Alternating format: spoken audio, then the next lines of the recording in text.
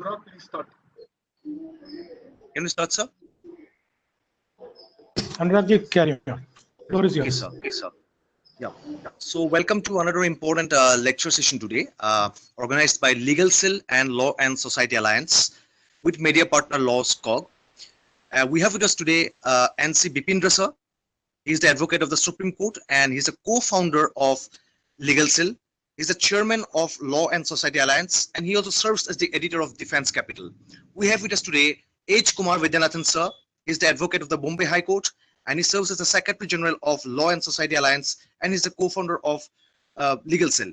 So the topic for today is human relations and its curve, socio-cultural, economic and legal portrait of marriage, divorce and interpersonal norms. So for this topic today, we have with us the speaker. The speaker today is Mrs. Samiksha Murukalla. She is from Assam. Samiksha Murukalla has done her master's in cultural studies from Tezpur Central University with first class second position. And then she previously she did her BA in history honors from the prestigious Sophia International Women's College, Mumbai University. Then she did her postgraduate diploma in media studies from TIS, Tata Institute of Social Sciences, Mumbai. And for a short while, she was during Mumbai learning, playback music and playback singing from the Mumbai Film Academy. Then she came back to Assam for her masters, and after that, she is currently doing her PhD, and she's a full-time PhD research fellow from the University of Science and Technology, Meghalaya, under the Department of International Center for Gandhian Studies. And her topic is divorce. The topic of her research is divorce. So this is in brief about our speaker, that is Samiksha Murukalla today. So over to you, ma'am. We are over to you for your opening remarks, ma'am.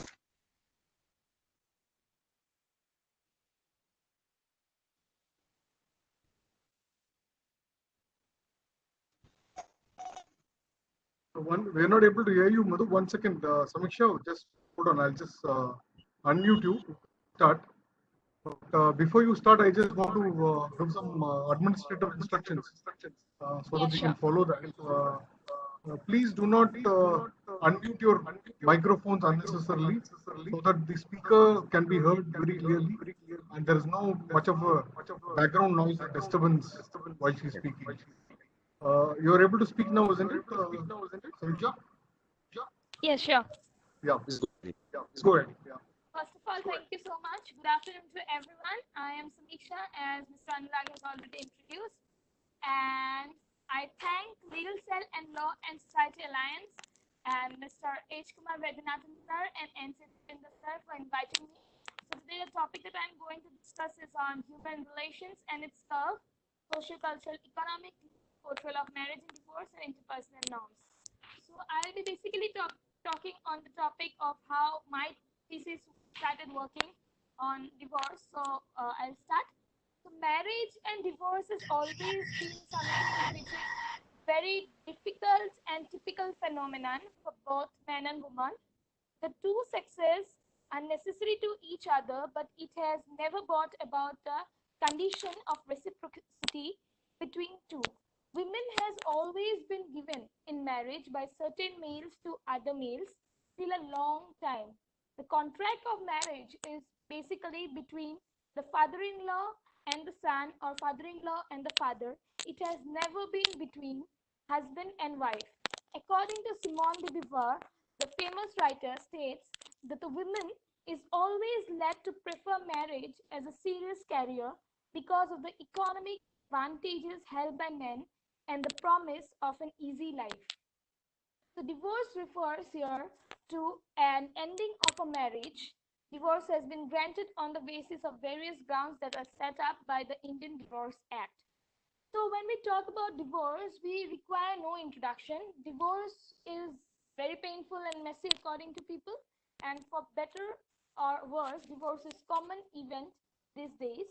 Mostly everyone has been touched by it either by going through it themselves as a spouse or a child, or knowing someone who has gone through it as a spouse or as a child, or someone who is facing it by themselves. Okay, so my topic then when I started with divorce was something that would look into divorce, its causes and impact on the society. Like we all have a very typical kind of a mindset when it relates to marriage. It's something which is grand and unique and which is in positive light, but when it comes to divorce we see it always in something which is negative and painful. Apart from that, if we look into divorce as a whole, we see it as something which is more legal in nature, rather than seeing it that it has also cultural implications, and also there are cultures or rights which are associated with divorce. So when I started with my topic, I found that there are also rituals that are going on which are associated with divorce. So that made me really skeptical and think about the topic. Is divorce something which is new? Because now once we start discussing divorce, everyone is like, "Abhi ye naya trend hai." So it's a new trend and it's coming up. But I don't think so, because according to researchers, we can see the first divorce that was in the Western country took place in 1643. So I think somewhere divorce has been a long time process, and it is not something new. It is something which is going on, and it's not only in a legal way, but it is also going on in a ritualistic approach through folklore and through rites of passages. So my topic will be based basically on how divorce can be related to the rites of passage, the concept that is brought by Vengeance.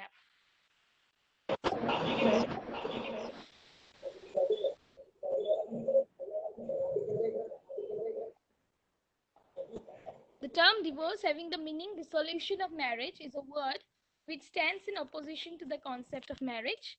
The word marriage is a term which has a positive connotation and the means the nucleus of the family system. As marriage is seen in different perspectives, so as to view the concept of divorce varies from person to person, personal law and in Indian context. So if we look into divorce, we can see that it can be divided into two sectorial mindsets. One is in which the society is given importance. So in those kind of family settings or those kind of sociological settings, divorce is always considered to be something which should not happen. And in countries or in cultures where individualism and individual priorities are given more importance, divorce is considered to be something which is all right. So there is always a two-dimensional idea of divorce going on. And if we look into divorce as the rites of passage, so culture and divorce is interconnected and it works on a various level. Okay, so if we take divorce in context of rites of passage, rites of passage is basically a ceremony of rituals of the passage which occurs in an individual's life or together in a group of people's life. It involves a significant change of status of society. So it marks the time when a person reaches a new significant change in his or her life, which is something positive and also can be negative.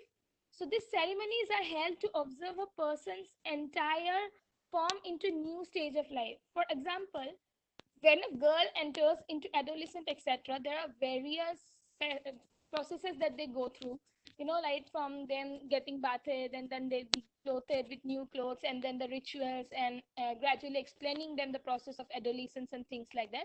So I think divorce can also be related to this rites of passage, because it follows the three main stages. The one stage that we are looking into is separation, the another stage that we are looking into is transition, and the third stage that we are looking into is incorporation. So while I was doing this research on rites of passages and separation, we could see that a woman or a man who is going to have a divorce has to go through certain separation. Firstly, they are not allowed to stay together for a certain period of time according to law, but that is similar with the rituals that people follow. In various communities, when a divorce is going to happen, whether it's going to happen on a lawful basis or on a ritualistic basis, they are put into separation. Then there is a transit period from when women and men start quitting, their few habits of living together or meeting together, and they have to transit from that, and then they end up going into the final process in which the marriage gets dissolved. So I'll be talking on that as well as slowly as we move. So, but a very interesting thing that came into light when I was doing this research is that there are also communities who doesn't still believe in a lawful divorce until and unless the rituals are followed.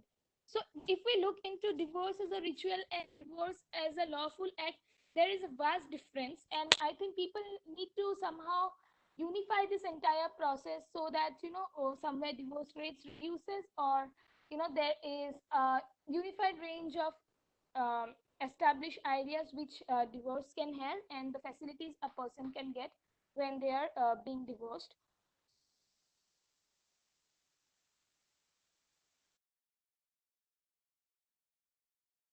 Effectively be answering and your divorce and the various stages and the interpersonal norms.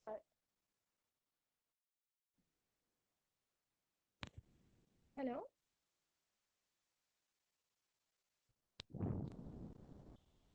Can hear you, please. Anurag. Hello. So was supposed. Uh, Yeah, yeah. yeah, I'm available. Yeah. So I think we have done with your opening remarks, ma'am. So let's have an interactive session today. So the format we have made today is a bit different. So we'll have an interactive session. I'll ask you a few questions regarding your topic, and you'll be answering on those questions, ma'am. So the first question that comes to my mind is that, according to your brief overview about the topic of divorce that you just remarked about, certain questions comes to my mind. As we have always seen divorce from a lawful perspective, the cultural angle into divorce is definitely a new one. So you seem to have made a fusion of your topic, not categorically from a law's perspective, but rather you have made a fusion of culture, tradition, and myths in a society. Therefore, may I ask which theoretical perspective you have taken into account for working on your topic of divorce? Yeah, basically, as I was mentioning, Mr. Anurag, that we are working on, I am looking it into as a rites of passage. So I'll explain you. So when we follow the marriage, we also follow a certain pattern of divorce norms, especially among the rural population, okay, of Assam, ethnic population, namely the Boro communities and a part of the Nepali community. So I'm basically focusing on those. So what happens is, like as I was telling you prior, that a rite of passage includes three phases. It's separation, transition, and incorporation. So in the first steps, what happens is, like in the separation phase in a Boro community, the participant is taken away. Uh, sorry, the participant is taken away from his or her family environment and a former role and enters a very different and sometimes foreign routine that they are forced to adjust and to become familiar with. So initially, the married woman or men they go through a transit period. So similarly, in divorce, the person goes into a period of separation in which both rejects to reside together with one another. The couple enters into a phase of being no longer together as couples, but also as individuals trying to come out of their marital life. So this includes various reasons for which they might be doing it. It might be because of the interpersonal relation that they are sharing. It might not be something which is positive. It might include gender discrimination. It might include, problems of domestic violence. So these are the first stage in which I'm talking about separation. The second transit stage would be the transitional phase in which the participant leaves the appropriate behavior for the new stage they're entering. So when you're a married woman or when you're a married man, you have certain responsibilities, certain rules and regulations that you need to follow. So in the second stage, what happens is that the transition phase it changes. So they no longer try to perform the activities as a woman, as a married woman or a married man, but they start to leave out from roles, gender defined roles. So the maybe this girl who is married and who is now going to get divorced, she'll be leaving her in-laws home and she'll be living with her parents or something like that. In the third and the last phase, in which it is incorporation takes place, where the participant is following the given divorce norms, and then in this phase actually this is the phase where the lawful perspective of divorce mostly comes in, because prior to that most of the families, even in cultural forms, we can see that they are trying to maintain the general distancing, which even law agrees that you do not get a direct divorce. You have to go appeal, and then you have to stay separately for for a given period of time, and then you start ending up with the final process of divorce. First, before that, you have to go through judicial separation. So these are the two steps which are very common to one another. But the main phase, the incorporation phase, which decides your divorce, comes in through a lawful perspective. So I think, Anurag, this is what I wanted to say on rites of passages. Okay, thank you for your remark. My second question is that as you have already talked on your topic extensively, as we have known now, can you let us know about a few communities or any groups who still follow rituals associated with divorce forms? Yes. I have mentioned every society and community follows their own culture. But as divorce has become something more associated to a lawful process, so there seems to be a transitional phase more in terms of a process as a whole rather than of a ritualistic manner. But yet there are still few communities who follow the transition of passages in forms of ritual. So naming the communities, as I have already mentioned you, it's the Boro community. I'll give you a person information and the process which I have myself witnessed. So what happens during this is like the boy and the girl who is being divorced are put into two separate rooms. Okay, so it can be within your campus or it can be within someone else's campus, and then there is a whole lot of process that continues in a ritualistic form. So the first, the girl and the boy, they're sent out, and they are made to bath, and then they're brought back, and they do the breaking the nut and tearing the leaf, which is their custom. They say it in their language, but if you translate it into like English, it becomes breaking the nut and tearing it to leaf. So what happens is like they exchange the beetle nut and the beetle leaf together, and the both male and female counterpart, they exchange the leaf and nut with one another. And what they do is like they sit across a fire that has been burning, and first the male, he'll break the nut, and then he'll tear the leaf, the beetle leaf, and this is reversely followed by the girl. So once this is done, then again they go into a purification ceremony in which they are rebathed, and then that is considered to be the end of the marriage. So I think this is one of the things that I have seen, and there are various other cases and various other ethnic groups. Like for example, if we take it in a national level, there is a specific community in Darjeeling, a Nepali community in Darjeeling, who follows the process of burning matchsticks. They burn matchsticks, three matchsticks together, and that assigns that okay, you all are like separated. You all are no longer intermarital time.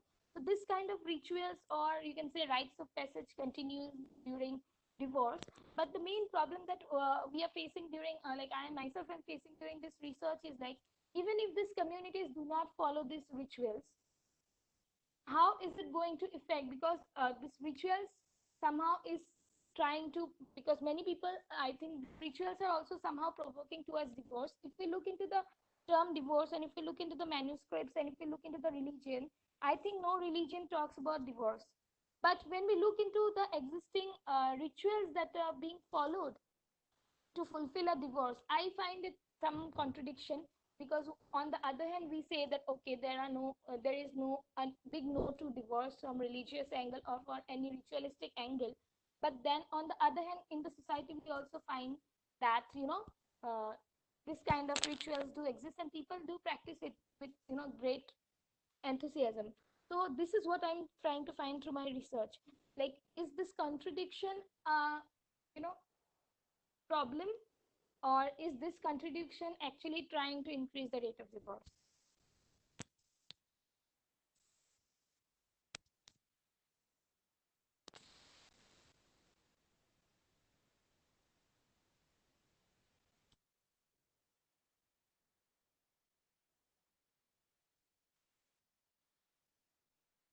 Voice disturbance.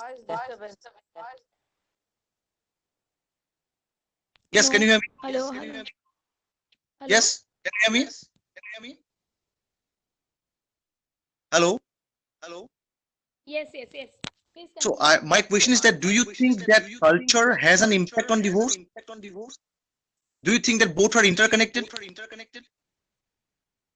Yes, somewhere I think that culture and divorce are interconnected, because when we talk about culture, everything falls into one place. You know, culture is a bigger umbrella, and your ideologies, your rituals, your rites, and everything then falls into one under one umbrella. So it's how you think the things go around. You know, a ceremony which you perform, so similar manners and everything. You have a ritual connection and also a cultural connection with divorce. For example, as I have already mentioned you in the very beginning, that you know, if you belong to a society who follows or gives priority to an individual stand of human, so they will obviously accept divorce. Supposedly, if someone from a European country has a divorce, it's all right because they give they are more prioritizing into the individual aspect of a person. But when you look into the conservative societies like Indian culture or something, so then what happens is that you are more a member of the society than you are being someone who is an individual. You are an individual, but at the same time you are also a part of the society. Therefore, this is the reason why you know divorce becomes a very big hue and cry and is often associated to something that should not happen in the Indian society. Yes. Yeah, thank you for your remarks. I have two more questions to go. The last question, the second last question is this. As of the 21st century, when the concept of feminism is its height, where equality between man and women is more match game, do you think the divorce gets a color from it as well? So see, in order to answer this question, first of all, we need to understand feminism. So when feminism started in the European countries and also in India, the society that we are living in and the thoughts and the ideologies that was there was different. If you can remember Habermas's public sphere, when feminism came up, it there was this thing of public, something being public and something being private. So if we look into that concept, feminism now, as we see, it's like it's a more of a snatch of power, like you've already told, because now it's of more of a women getting power equal to men, in terms ki even if women have power, they want more and more power just to show that you know they are above men. But if we look at the times when feminism started in India and also outside India, it was not the case. It was only a theory that was established so that women also get a space in the public sphere, because earlier they were only kept into the private sphere. So, but now if we look, you are absolutely like feminism had shaped the color of divorce, because now when women are becoming more and more established, that's where the interpersonal relationships is getting clashed. So yeah, we know economic independency is a good security for both male and female, but now with the constant ideology of female being, you know, I am superior, I am equal to the male, the point comes in is that you know there is no kind of coordination in a relationship, but there is a continuous competition within the male and the female, which also gives rise to the divorce factor. Like as I was doing the comparative study for you urban and rural population in my hometown, it was seen that rural population had a less amount of divorce cases, whereas in urban the divorce rates were high. And when I had questioned few of them, the main three factors that came up, the first among them was economic in independency of women, then also a ego clash of the male roles and a female role. For example, if they a woman can do everything that a male is doing, which is a good thing. We are not considering it to be something bad. We are considering it to be something good. But when you do it, your expectations from a male increases. But also we need to understand that the male has a certain foundation and a certain boundary of work that has been set to them. So they are meant to follow that. Apart from that, they cannot move out of that and go and grab something which is out of the globe. So as women are becoming more and more, you know, independent as in par with men, there is a constraint of men also doing certain things which they used to do earlier in a more perfect manner. So I think this is one of the reason why you know women and men end up fighting, having ego clashes, and therefore divorce occurs. So somewhere also gender inequality or equality comes into being one of the reason for you know divorce is increasing in the urban population. Thank you, ma'am. So my next question is that Indian society being a conservative society, how do you think that a divorced male or a female is portrayed into the mainstream? Okay, so as we know that there is always a hue and cry about divorced male and women.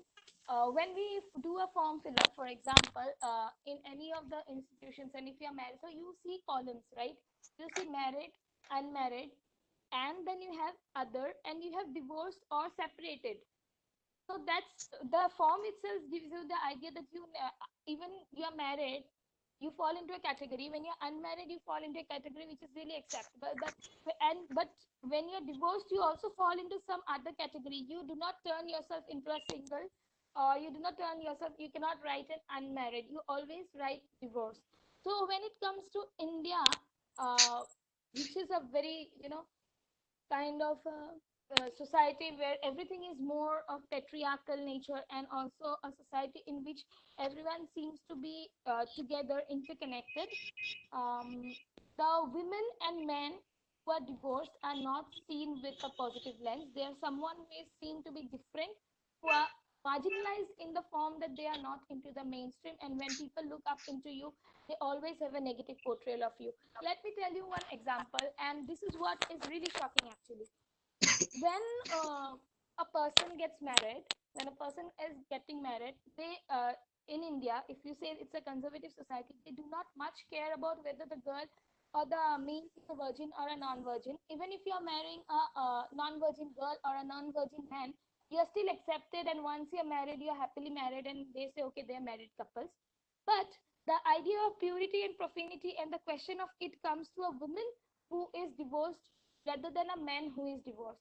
So the entire idea is that a woman who is divorced is looked upon as someone who has a character which is less, or lady who has lost her purity.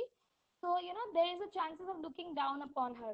But the same woman, if she was not a virgin and she was married, she would get the respect. So this kind of duality does exist. And I would like to say that, yeah, whether it's a male or a female, when you're divorced, you go through certain negative elements. Like, you carry your negative elements with you. If you're divorced, okay, she must be not up to the mark of being a wife, or not up to the mark of being a good daughter-in-law. Or if it's a son, he must be someone who is a person who is not mentally sound, a person who is not able to give the pleasures his wife wants, or something like that. So suddenly the entire setup changed once you go into divorce. So I think this entire thing of living in a conservative society and being a divorce is, the moment you get divorced, you turn into someone who you might not be, and you are being seen as someone who is not a normal person, or someone who is not within the community, or within the group of people who people can accept directly into the mainstream. Okay, ma'am, thank you for your remarks. So from your perspective, that your research is going, not yet finished work, but may I ask, whatever you have till now, what are your personal opinions about whether divorce is a boon or a curse? Okay, so this is a question which is a bit tough to answer, because it is very situational. We cannot say, like, normally I've said divorce is something which is always associated to painful things which the society has said. But if we look into certain case studies, we can find that divorce is something. The pain or the pleasure out of a divorce is something, whether it's a boon or a curse, is very situational. So I'll give you two instances, okay, from which we can say that sometimes a divorce is mandatory, whether it is something which is pleasurable, or something which is not. So recently, if you remember, there were two cases that happened. I have changed the name of those cases. Those are very well-known cases. The name of the protagonist is changed. So there was a case that came up 3 years ago. The person, her name was Seema. I have changed the name. So she wanted a divorce, and the case was in going, and you know, uh, she was very afraid that her parents, once she gets divorced, will her parents accept her or not? Because she went on going to their family and saying that I wanted divorce from my husband. But then the parents were like, no, everything will be fine. Why don't you go and, uh, follow your in-laws so that, they'll accept you. So you do not have to come back. Otherwise, your sister is here. So how will people look up to you? And eventually, this person, she had a divorce, and once she came back to her own home, she was being thrown out, and later she was being murdered and raped and murdered by the family itself. So this is one of the case where you cannot actually judge, whether it is a boon or curse. Maybe she was, according to the reports, it was like, she was facing domestic violence from her in-laws, and therefore she wanted to return home, and then she came back home. But what was the result of that? No, there was no result, because once she came back from a zone which she thought was, there was no social security left for her, but she ended her life here being, killed in her own parents' home where she have grown up, and which place she thought was the most secure place for her. So in that case, it is very hard to say that divorce is a boon or a curse. And another case I am stating you is divorce where you think that it is necessary. Okay, so there was another case of a girl whose name was Bidisha. She was living in Delhi, I think. Yeah. So what happened to this girl was that she wanted to come back to her parents' home because she was facing issues in her in-laws' family. Her parents kept on telling her that you do not have to come home. We'll arrange for something, because there were some dowry issues also involved in this. But later, the thing happened was like she committed suicide because her parents was not willing to take her. It was a suicide, but later on it was a forceful suicide that was made. So indirectly, it was murder that was done to her. So I think at cases where your life is at risk, and if you're not happy with a certain kind of marriage, which is actually not only hampering your mental status, but also your physical status, and also the overall balance of what needs to be a happy marital life kind of a thing. I think at times it is necessary that you go on and have a divorce, only if you are okay to live the rest of your lives in a way that you want. So therefore, I believe in the concept of rites the passages, which I have constantly been talking of throughout this seminar, because the only thing is that once you go through all the phases, which even the Indian Divorce Act has given, that you will not directly get a divorce. You first apply for it, you get chances of again thinking over the issue, and you can have if for certain months or a year in judicial separation, and then you come back and then you decide. So when you go through this as a long-term process, you also start building up and creating a set in your mind, psychological or a mental setup, that okay, whether you can go for that process or that road or not, because it's not that easy to leave your created form. Yeah, it's that not easy to give divorce and then come back and live a happy life, because there are lots of things that impacts. It can impact you physically, it can impact you emotionally, it can impact you even economically, and also it can impact a child if you have a child. So there are various of things. Normally we tend to avoid divorces, but now that I'm studying on grounds of folklore, and we are seeing that there are also rituals which are is associated with divorce. I think if it's possible, one avoids divorce, but somewhere I find that it's also a signal. The rights are also a signal saying that okay, if you want to come out of it and live a better life, I think that is possible. Thank you so much, Anurag. Okay. Question from my side, ma'am, is this. I have a question. What do you think the perspective of being a divorced male and a female being outside the normal forum of the society change, and how? Sorry. My question is that what do you think the perspective of being a divorced male and a female being outside the normal forum of the society change, and how?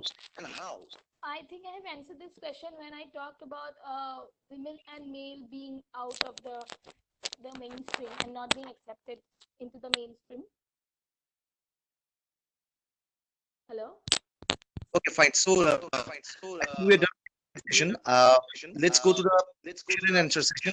We can pick up one or two questions. So, let's look at the questions.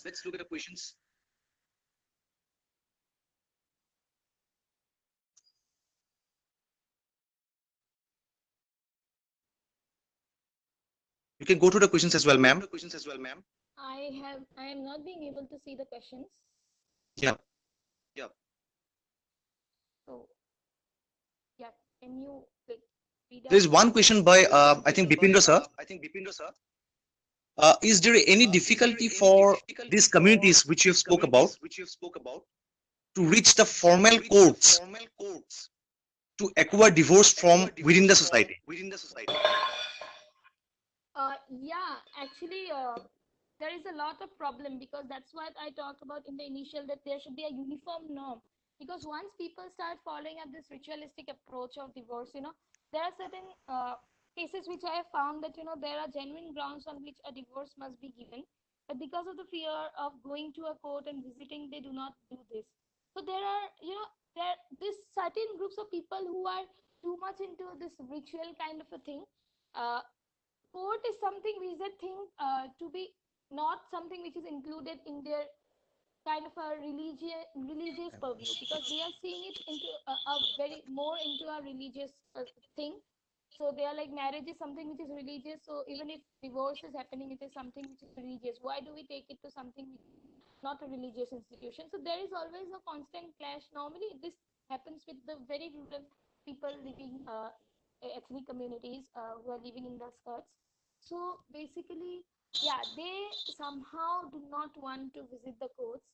And then once they do it, the problem that arises is that once you do not visit the court for your divorces and you do not have a legal kind of a dissolution of marriage that needs to take place, the problem is that later when you face some consequences, there is no one because you haven't even reported your problems to the court or to a police station where you go and write your reports for any kind of.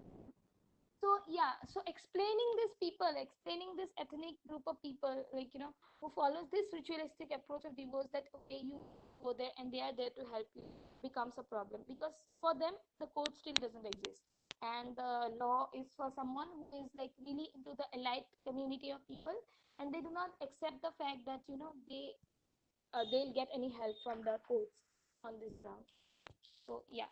So there was one last question by Bipindra sir, and after this we'll wrap up the event of today. Sir has asked about is there any awareness amongst these communities and the societies with regard to the formal legal system? To be very frank, if we go and like I have myself been to these parts before my research to just build up a rapport with this kind of community people. But then the main problem is that even if you give them some kind of awareness, they are not ready to accept. What I have found out personally was like if you stay with them in the grassroots, act with them in a way that you are participating, maybe they open up to you, but still they do not let you into their community norms, and then they do not want you to give them awareness. So even if you give them awareness regarding codes and stuff like that and the legal procedures, there are chances that only 20 to 10% of them would agree and come forward. They keep divorce as a very, internal matter to themselves. They'll not even spread it outside. And when you go for survey, they'll not even open up their mouth and say that, okay, this is the problems, and we are actually we have a divorce in our family. So what I personally did, I took a team of few people who were, and we went into and we started explaining certain norms. Like I am not from a law background, but my friends are. So we went and we started explaining them so that they take procedures. But then this didn't happen. So we have initially come up with the concept of folklore and law. So folklore and law, in which we basically do is like we pick up things like marriage, or we pick up things like divorce, and we create songs, or we kind of create certain acts which is in the context of their arena, but we put in one or two elements to aware these people. So at this moment this is what we are doing, but we think that although these people are having some kind of legal awareness, these people are not ready to accept it if we give it into in a form which is based on direct going and talking to them and saying that okay, these are the laws that is available to you, or these are the awareness which we are coming to do, ये सब है तो हम लोग आपको बताने आ रहे हैं, so you can take the opportunity of approaching the court. So I think this can be done. They are aware, some of them are aware, some of them are not aware, and even if they are aware, they are not willing to take those things. So I think folkloristic and law approach together combined can bring in good impact, and hopefully they will one day accept the very fact that the norms that are set for divorce by the courts and by the authorities is something which will help them benefit for their own self betterment. Ma'am, thank you for your remarks. Now we move to Indra for the vote of thanks. Thank you, Anurag. Thank you for giving me this opportunity. I mean, it has been a wonderful session. The presentation has been extremely good. I think she has a very good understanding of divorce and the sort of difficulties that communities face, particularly women face in societies in the Northeast. I thank her for giving us perspective on what's happening there in the surrounding there. Thank We you. would like to come back to her sometime soon to know more about the difficulties in legal awareness and the problems that exist with regard to reaching out legal help and aid to these societies in some manner. And probably we can think of some programs to create these awareness there in those communities. I Yes. thank you very much exposition today, Samikya ji. And I thank Anurag for conducting a wonderful session. Both of you are from the Northeast, and you are very important key members of Legal Cell and Law and Society Alliance.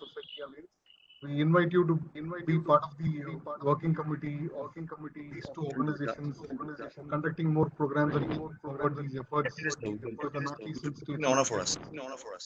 Thank you, sir. It will be a honor for us. Thank you so much. Thank you very much. I request Kumar Vidyanathan, advocate of High Court of Mumbai, if he has any announcements to make, then we should make those announcements and then we should take forward. I also Thank you so much. participants for their presence. Thank you very much, Anurag ji and Samiksha ji. Thank you, sir.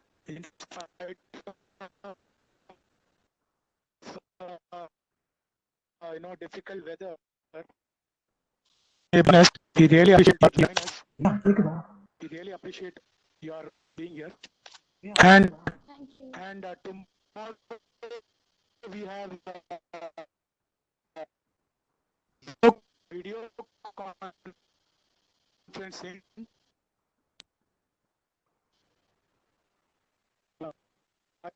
Advocate Rahul Narlikar.